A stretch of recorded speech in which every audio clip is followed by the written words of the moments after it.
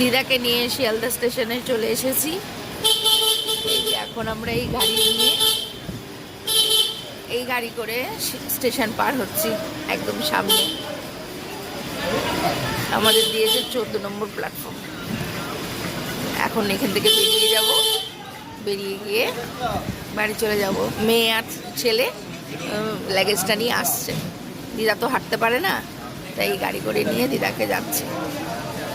আবার দেখা হবে বাড়ি গিয়ে।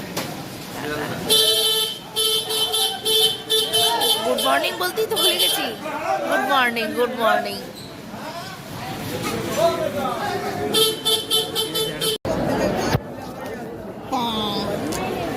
এই যে চলে এসেছে আমার বাড়ির বড় ছেলে, আমার সোনার টুকরো, আমার দিদির ছেলে, আর এই হলো আমার মেয়ে।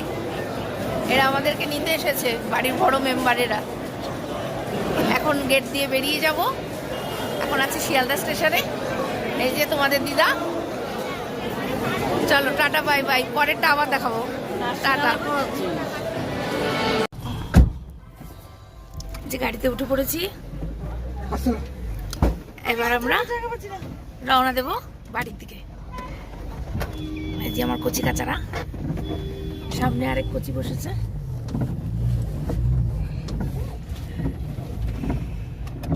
আমি ঠিক ভালো পারছি না, বুঝলে, ব্লগ।